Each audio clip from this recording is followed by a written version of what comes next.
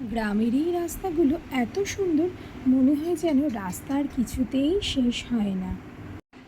বাড়ি থেকে দূরত্ব ছিল প্রায় 3.5 ঘন্টা। এই প্রথম আমার মেয়ে এত দূর ঘুরতে যাচ্ছে। কোথায় যাচ্ছে তোমরা ভিডিওটা দেখলেই বুঝতে পারবে। অনেক দিন থেকে যাব করে যাওয়াই হয়ে উঠছিল না। তারপর একটা দিন দেখে আমরা বেরিয়ে পড়েছিলাম যে না, আজকে আমরা যাবই। চারিদিকে শুধু দোকান আর ভোলে বাবার ছোট ছোট মূর্তি। এত সুন্দর লাগছিল দোকানগুলো। সোমবার করে যাওয়ার ইচ্ছে থাকলেও সেটা আর হয়ে ওঠেনি। যেহেতু আমরা প্রথম যাচ্ছি, আমার এক বান্ধবী ছিল ওখানে, ও থাকতে পারেনি, কিন্তু ওর বাবা মানে কাকু আমাদের সমস্ত রকম ব্যবস্থা করে দিয়েছিল।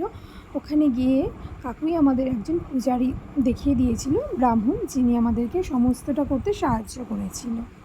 যেহেতু এটা ছিল আমার মেয়ের মানসিকের পুজো, তো আমরা কাকুকে আগেই বলে রেখেছিলাম, আর কাকু সেই মতো আমাদের সাথে গিয়ে পুরোহিত থেকে শুরু করে সব কিছুই কাকু আমাদের ঠিক করে দিয়েছিল।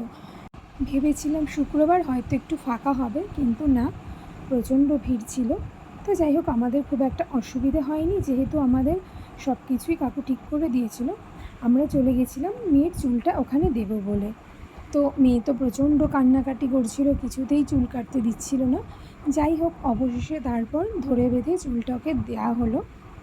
ওখানে শুধু আমার মেয়ে একা নয়, অনেক ছোটো ছোটো পুচকু ছিল যাদেরও মাথার চুল দেওয়া হচ্ছিল। মেয়ে তো প্রচণ্ড কান্না করছিল, আমিও ভয় পেয়ে গেছিলাম, কিন্তু না, সব কিছু ঠিকঠাক মতোই হয়েছিল। ওখানকার নাপিতরা এইসব ব্যাপারে যথেষ্ট অভিজ্ঞ। আমাদের ভয় লাগলেও তারা কিন্তু একদমই ভয় পাচ্ছিল না। আমি তো প্রচণ্ড ভয় পাচ্ছিলাম, কিন্তু কোনো অসুবিধা হয়নি। এরপর আমরা চলে গেছিলাম দুধপুকুরে স্নান করতে। ওখানে মেয়েকেও স্নান করানোর ইচ্ছে ছিল। যেহেতু বাড়ি থেকে অনেকটা দূর, আমি মা ভেবেছিলাম যে ওখানে আমরা গিয়ে স্নান করে তারপর একটা নতুন শাড়ি পরে পুজোটা দেব, বাবার মাথায় জল ঢালবো।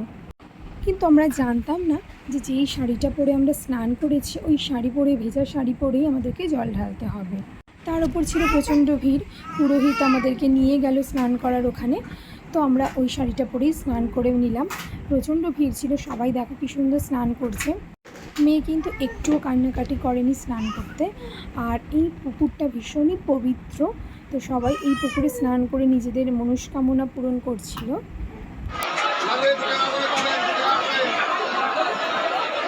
স্নান সেরে আমরা দাঁড়িয়ে পড়েছিলাম লম্বা একটা লাইনে বাবার মাথায় জল ঢালবো বলে।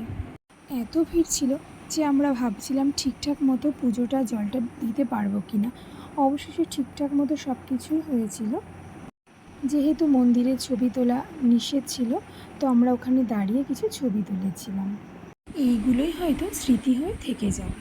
জয় বাবা তারকনাথ।